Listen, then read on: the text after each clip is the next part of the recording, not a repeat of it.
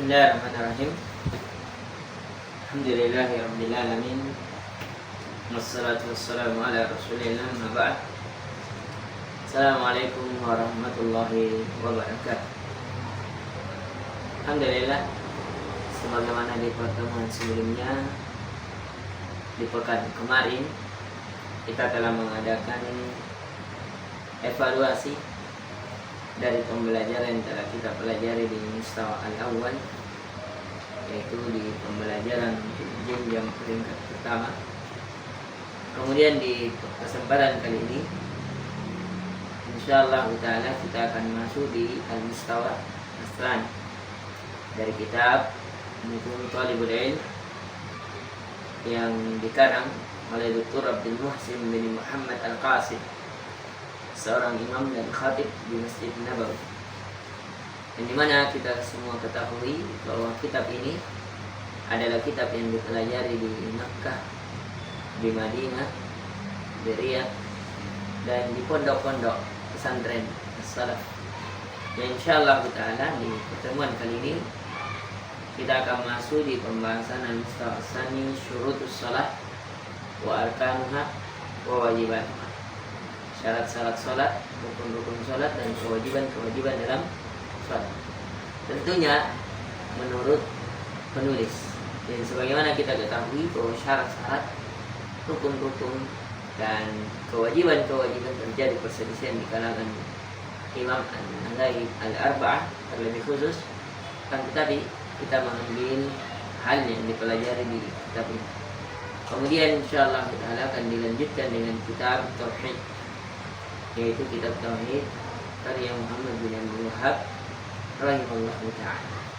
Nah, kita mengefisienkan waktu, kita memulai dengan ananda kita Muhammad dari ananda Muhammad dari ananda Fairuz, Muhammad Al-Fairuz atau Fairuz? Muhammad Fairuz.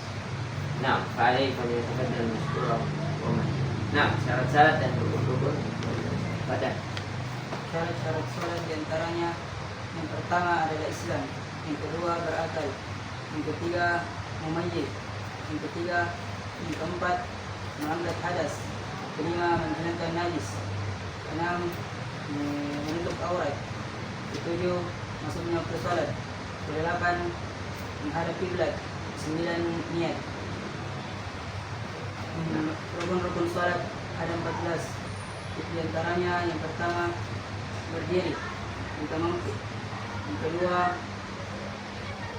membaca surah Al-Fatihah, takbiratul ihram, yang ketiga membaca surah Al-Fatihah, keempat rukuk, kelima bangkit dari rukuk, enam i'tidal, ketujuh sujud, kedelapan dulu di antara dua sujud, 9 tumanina, 10 tertib, 11 doa tasyahud akhir, 12 duduk tasyahud akhir, 13 salawat nabi, 14 salam yang pertama. Nah, Di antara kewajiban salat ada 8. Di antaranya yang pertama seluruh takbir selain takbiratul ihram. Yang kedua bacaan subhana rabbiyal azim. Yang ketiga bacaan sami Allahu liman hamidah. Keempat bacaan rabbana walakal hamd. Yang kelima bacaan subhana rabbiyal a'la. Yang keenam bacaan rabbi ighfirli. Yang ketujuh doa tasyahud awal. Yang kedelapan duduk tasyahud awal.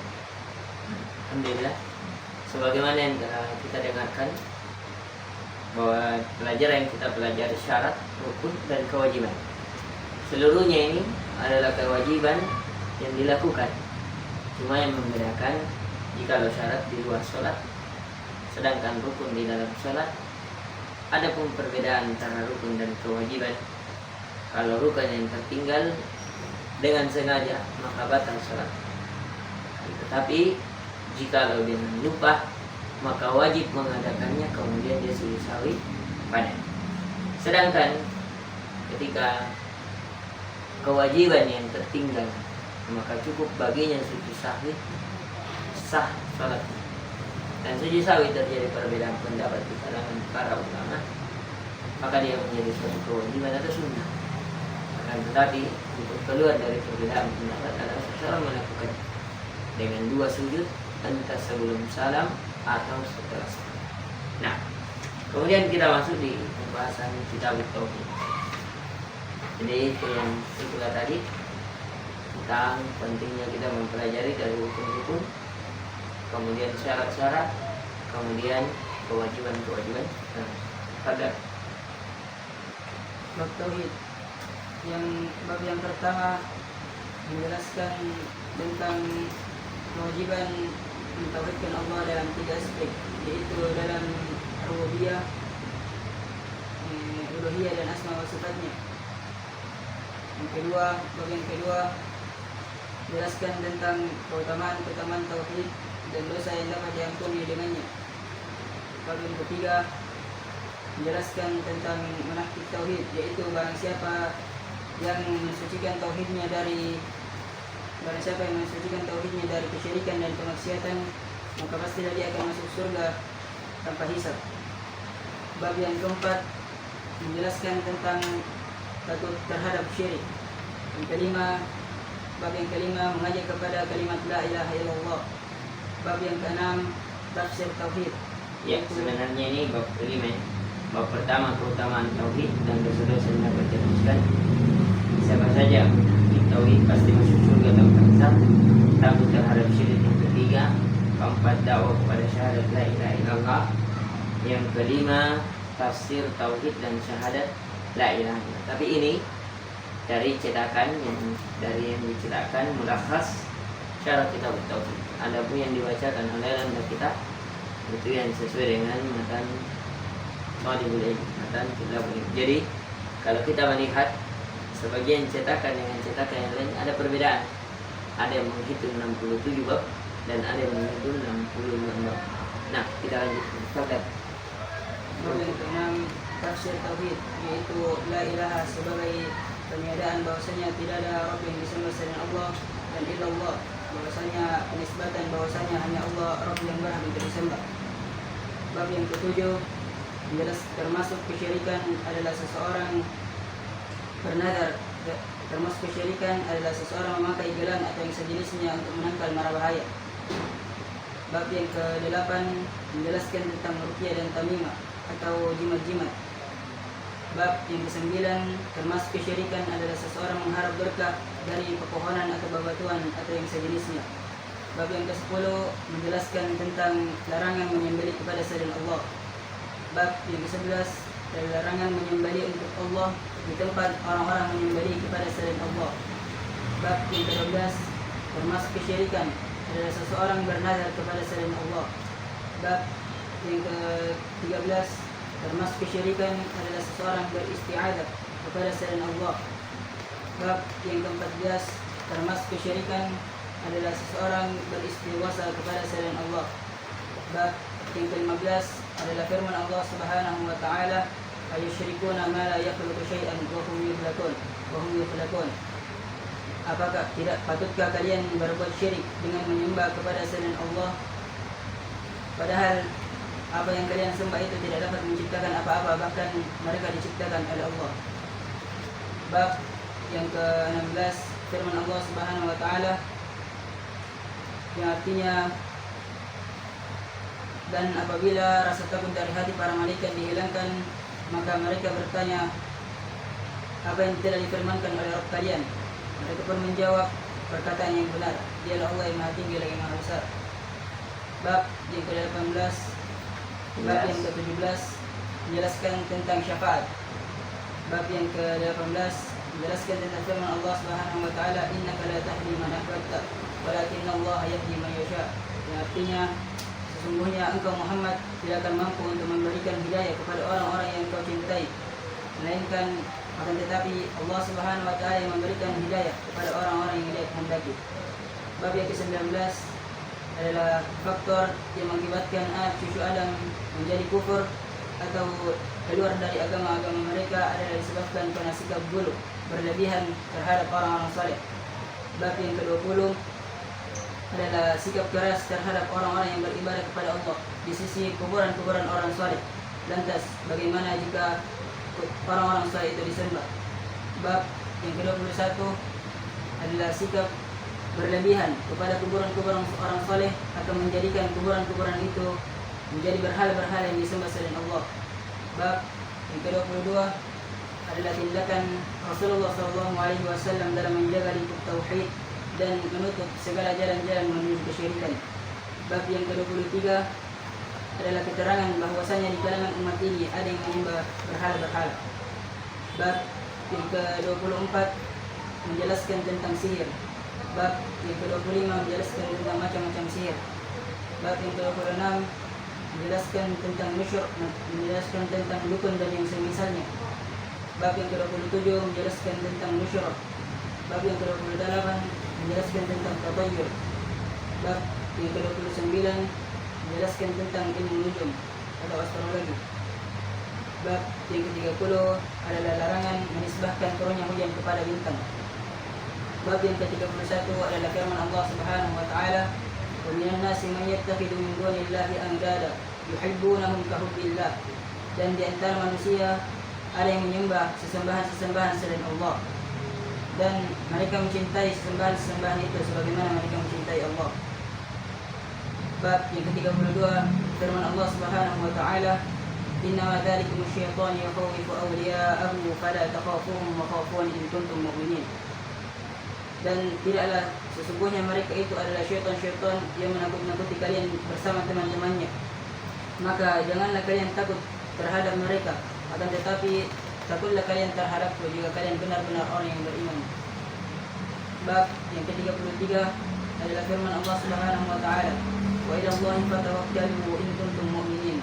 Dan hanya kepada Allah lah kalian bertawakal jika kalian benar-benar orang yang beriman. Bab yang ke-34 adalah firman Allah Subhanahu wa taala, "Afa aminu makrallah fala ya'manu makrallahi illa al-qaumul khasirin."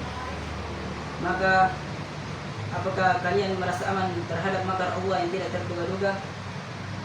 Dan tidaklah ada orang yang merasa aman terhadap makar Allah kecuali mereka adalah orang-orang yang merugi. Bab yang ke-35 adalah termasuk keimanan kepada Allah Subhanahu wa taala adalah seseorang bersabar atas segala ketentuannya. Bab yang ke-36 menjelaskan tentang riya. Bab ke-37 termasuk kesyirikan adalah seseorang beramal akhirat untuk menggapai dunia. Bab yang ke-38 adalah barang siapa yang mentaati ulama dan umara dalam hal menghalalkan yang Allah haramkan ataupun mengharamkan yang Allah halalkan, maka sungguh ia telah menjadikan mereka sebagai rob-rob yang disembah selain Allah. Bab yang ke-39 adalah firman Allah Subhanahu wa taala yang artinya, Apakah engkau tidak memerhatikan orang-orang yang mengaku beriman kepada risalah yang diturunkan kepadamu dan risalah yang diturunkan kepada orang-orang sebelummu? Mereka hendak berhakim kepada tagut, padahal mereka telah diperintahkan untuk mengingkari yang namanya tagut itu. Bab yang ke-40 menjelaskan tentang orang-orang yang ingkar terhadap asma wa sifat Allah Subhanahu wa taala. Bab yang ke-41 adalah firman Allah Subhanahu wa taala yang bunyinya, "Ya'rifuna nikmatallahi tsumma yunkirunaha." Mereka mengetahui nikmat-nikmat Allah, namun bersamaan dengan itu mereka ingkar terhadapnya. Bab yang ke-42 adalah firman Allah Subhanahu wa taala, "Fala taj'alu lillahi andada wa antum ta'lamun." Maka janganlah kalian menjadikan untuk Allah sesembahan selainnya, padahal kalian mengetahuinya. Bab yang ke-43 adalah larangan adalah orang-orang yang tidak rela bersumpah dengan menyebut nama Allah. Bab yang ke-44 adalah ucapan atas kehendak Allah, larangan berucap atas ucapan atas kehendak Allah dan atas kehendakmu. Bab yang ke-45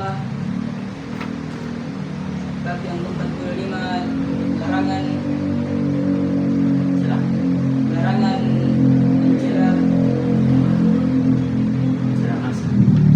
barang ke-46 adalah pemakaian gelar hakim dari para hakim atau yang sejenisnya.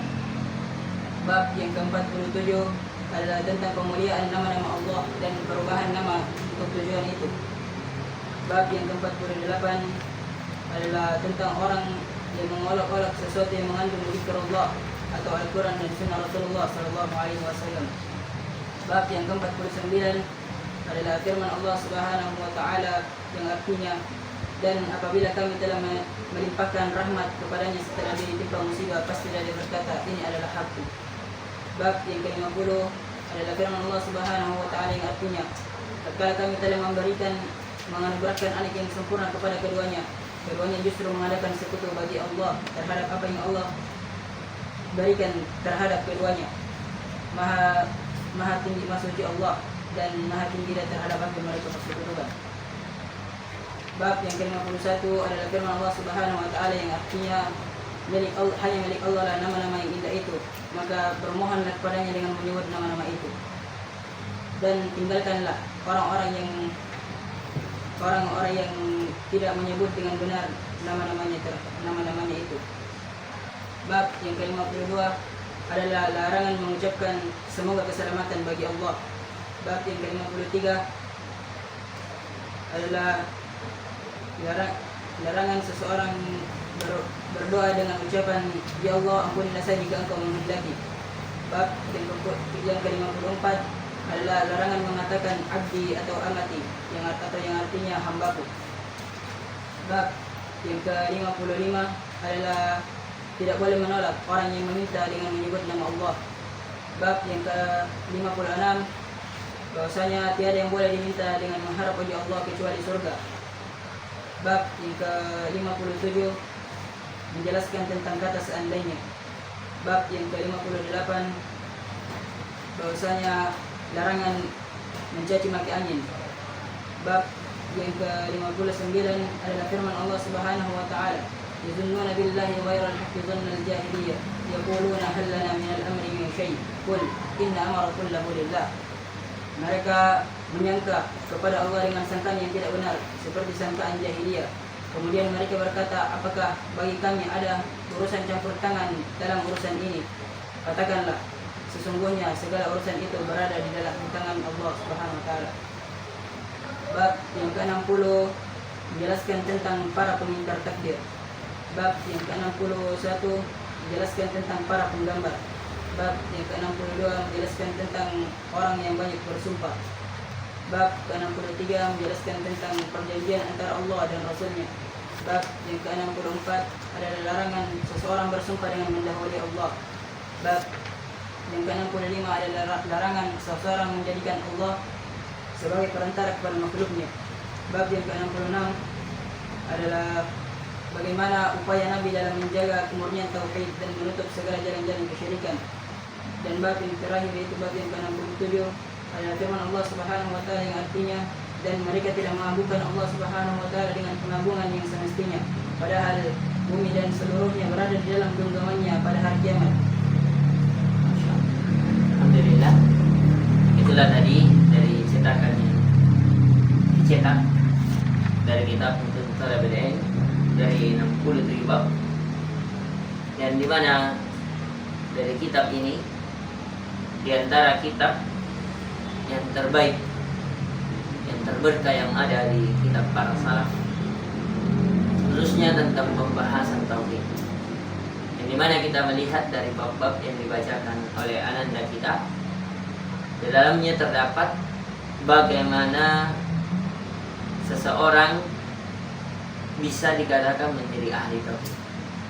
Di dalamnya terdapat dalil-dalil yang menjelaskan tentang keutamaan dan kedudukan. Di dalamnya terdapat dari hal-hal yang jika seseorang berada di dalamnya berarti dia seorang yang bertauhid. Sedangkan jika seseorang berada di dalamnya berarti dia telah mencederai tauhid. Itulah yang tadi yang kita dijelaskan, yang disebutkan oleh anda kita tentang keutamaan tauhid, bahwa dia akan menggugurkan dosa-dosa dan kesalahan seorang. Sebagaimana tentang kisah seorang yang tidak ada dari amalannya kecuali dari sebuah kertas kecil atau disebut dengan hadis taqah dengan lafaz dari la ilaha illallah. Biasa juga disebut dengan hadis sijillah, yang dimana kalimat la ilaha illallah ini lebih berat dari 7 lapis langit dan 7 lapis bumi. Sebagaimana pernah Nabi Musa alaihissalam meminta kepada Allah agar diajarkan suatu doa, dan dia meminta kepada Allah, kemudian Allah mengatakan qul la ilaha illallah, katakanlah ya Musa la ilaha illallah. Maka Nabi Musa mengatakan seluruh hamba-Mu mengucapkan.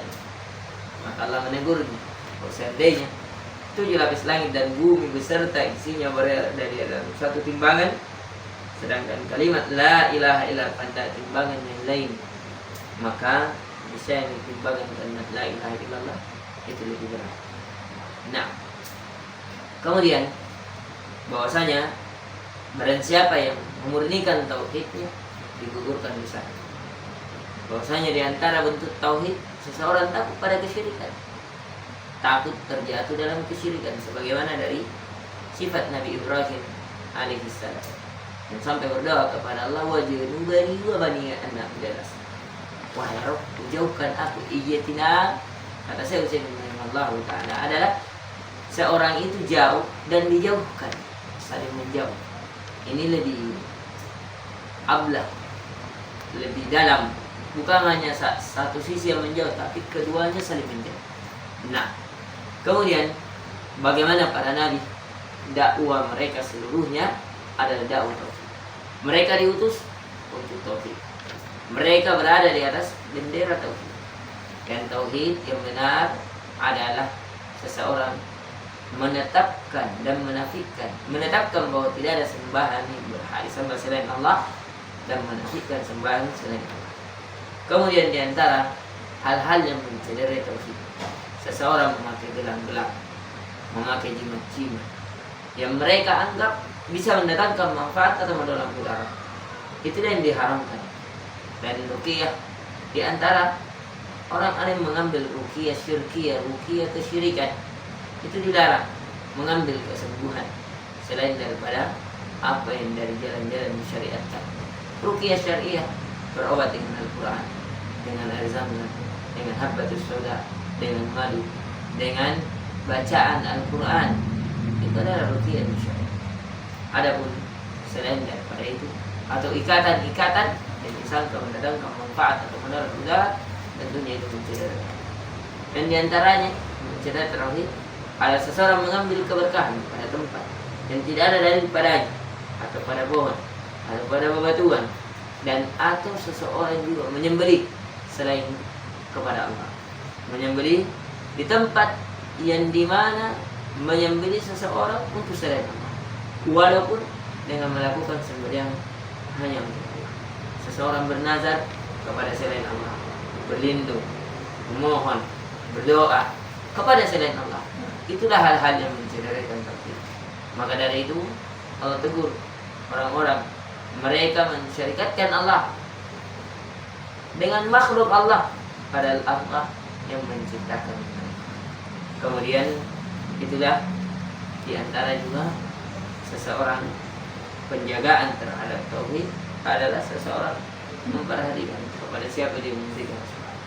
Karena meminta syafaat kepada yang tidak diberikan syafaat padanya, kata Allah, fala tanfa'u syafa'atu syafi'in, tidak akan bermanfaat syafaat orang-orang yang ingin memberikan syafaat, kecuali syafaat yang diberikan izin oleh Allah Azza wa Jalla, syafaat orang saleh, syafaat Al-Quran, syafaat kepada orang-orang yang melakukan ketaatan kepada Allah, kepada keluarganya, dan seterusnya.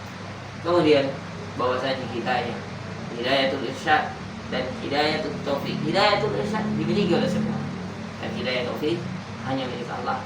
Allah memberikan kepada siapa yang dikehendaki dan memerintah kepada siapa yang dikehendaki.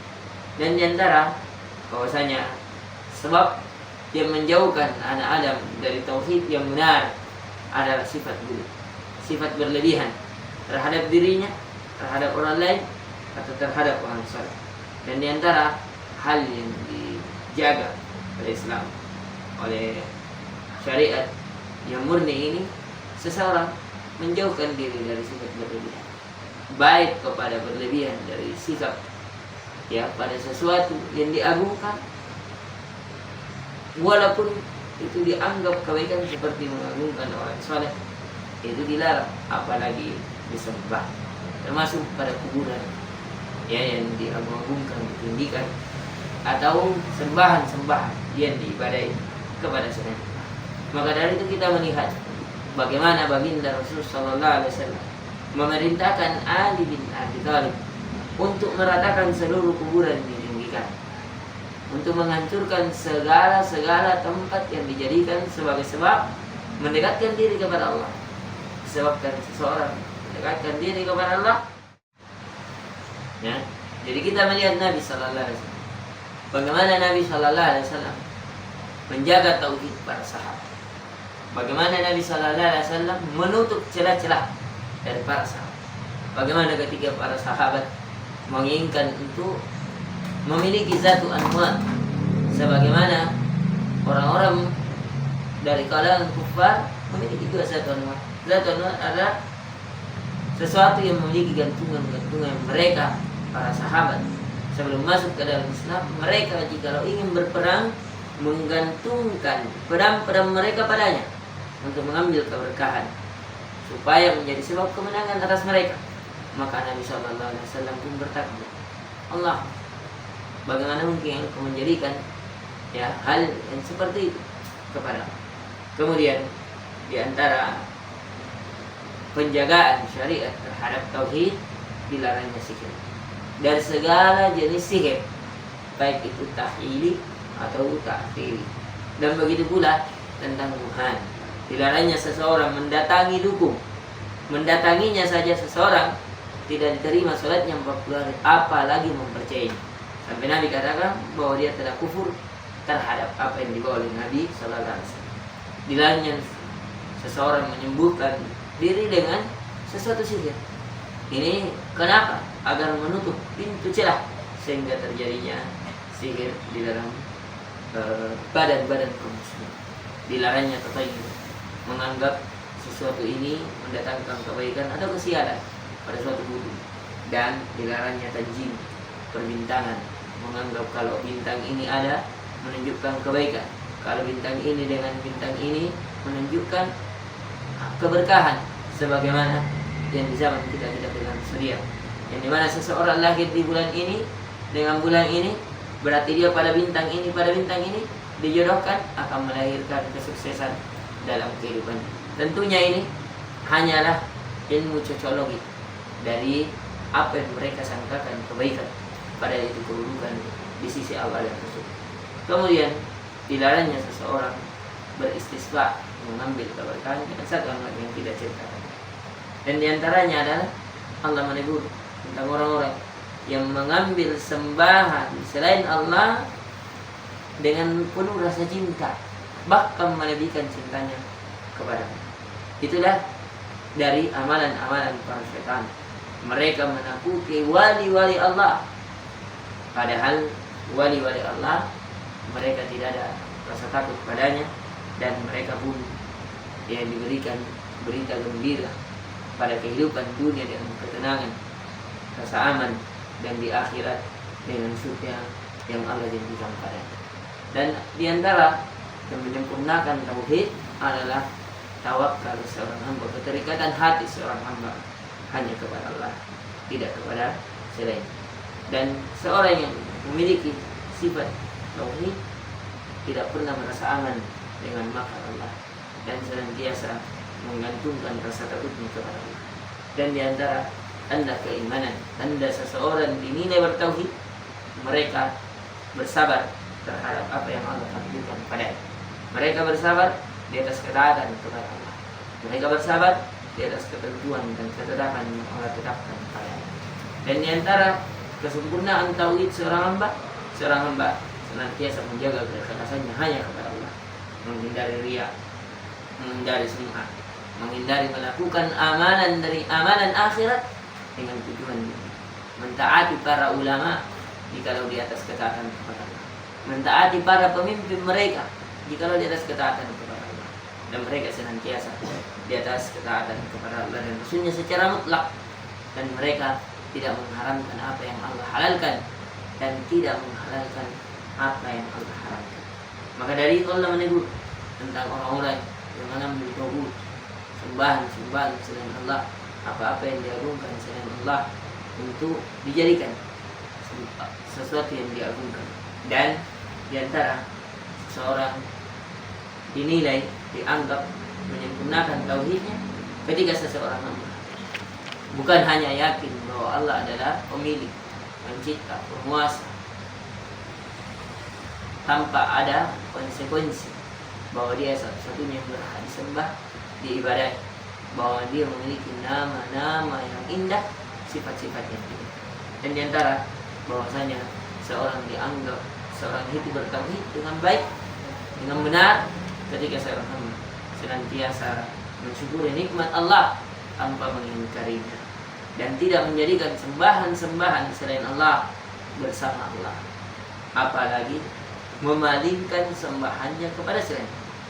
Dan diantara seseorang dianggap seseorang sempurna tauhid, tidak melakukan sumpah dari sumpah atas selain nama Allah, tidak melakukan ucapan jika Allah menghendaki dan tidak, kecuali kalau seseorang mengatakan jika Allah menghendaki kemudian kamu, maka itu tidak termasuk padanya. Dan diantara dari akhlak kesempurnaan tauhid seorang hamba senantiasa berbaik sangka kepada Allah, tidak mencela apa yang Allah atur dari angin, dari zaman, tidak memberikan nama pada nama yang kekhususan untuk Allah, kepada nama untuk dirinya. Mereka juga tidak mengharamkan dan senantiasa memuliakan dari nama-nama dan sifat Allah. Mereka tidak mengganti nama yang Allah berikan pada namanya sendiri. Dan dia senantiasa mengingat Allah, mengingat apa-apa yang Allah perintahkan kepadanya di atas tuntunan Rasulnya untuk dia jalani dalam kehidupan. Dan diantara kesempurnaan tauhid seorang hamba yaitu senantiasa mereka mengharapkan rahmat dari rahmat Allah dan takut dari azab Allah. Dan diantara kesempurnaan seorang hamba dalam bertauhid tidak mensyirikkan Allah walaupun terhadap orang-orang yang saleh.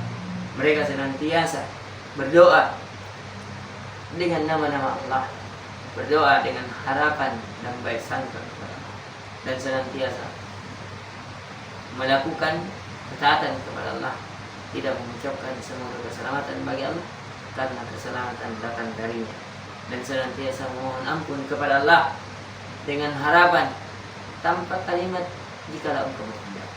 Dan seorang hamba senantiasa menjaga kesempurnaan tauhid tanpa menganggap ini adalah hambaku, ini adalah umat, ini adalah hambaku atau budak. Akan tetapi senantiasa seorang hamba merasa tawadu, rendah hati dan membesarkan Allah dalam kehidupan, tidak menolak orang-orang yang meminta atas nama Allah untuk diberikan walaupun dalam keadaan dia buta, dan senantiasa mengharap surga, meminta kepada Allah dengan wajah Allah surga, dan dia tidak melakukan dari celaan-celaan terhadap angin, celaan-celaan terhadap hal-hal yang mereka anggap walaupun merugikan dirinya, akan tetapi dia senantiasa berbaik sangka kepada Allah, tidak mengingkari takdir, tidak melakukan hal-hal dari membuat patung ataupun dengan sejenisnya kecuali pada hal-hal darurat dan ada maslahat yang diinginkan padanya, tidak banyak bersumpah, dan senantiasa berada di bawah naungan dari naungan Allah dan Rasulnya, dan dia senantiasa memberikan bagian untuk Allah pada seluruh jalan kehidupan, dan dia senantiasa melakukan penjagaan pada hati, pikiran, dan amalannya dari penjagaan kepada tauhid, dan senantiasa menjaga hal-hal yang bisa menjatuhkannya kepada kesyirikan. Dan itulah dari jalan Nabi Sallallahu Alaihi Wasallam, dan dia mengagungkan Allah dengan benar pengalaman. Inilah tadi dari apa yang telah dibahas dari pembahasan kita tauhid. Semoga penjelasan yang ringkas ini bisa memberikan manfaat. Inti pelajaran bisa kita petik bahwa kitab tauhid ini dikarang oleh penulis yang kita ada dua, yang dimana karya ini Muhammad bin Abdul Wahab, akan tetapi pada babnya terjadi perselisihan pendapat. Ada yang menganggap 67 bab, yaitu yang berada di kitab Mutum Talibul Ilm, sedangkan di mulakhas dari syarah kitab tauhid yang dikarang oleh Syekh Shalih Al-Fauzan, yang dimana buku ini ditulis oleh guru kita karena yang Muhammad Sulusi Hafizahullah Ta'ala dan ditahqiq ditandatangani oleh Syekh Shalih Al-Fauzan Mufti Arab Saudi saat ini. Itu ada 66 bab, akan tetapi yang menjadikan membedakan antara keduanya adalah bab pertama, kita butuh itu dianggap satu bab atau tidak, karena sebagian menganggap itu hanya muqaddimah, pembukaan pada suatu pembahasan. Dan ini diketahui oleh para penulis tentang bahwasanya diantara keindahan suatu tulisan ketika dibuka dengan pembukaan. Dan ini yang bisa kita berikan, semoga bermanfaat. Dan kita ucapkan kepada Anda, Masya Allah, dihafal dari kitab terbaik, antara kitab yang wajib bagi seorang muslim atau muslimah untuk mempelajarinya.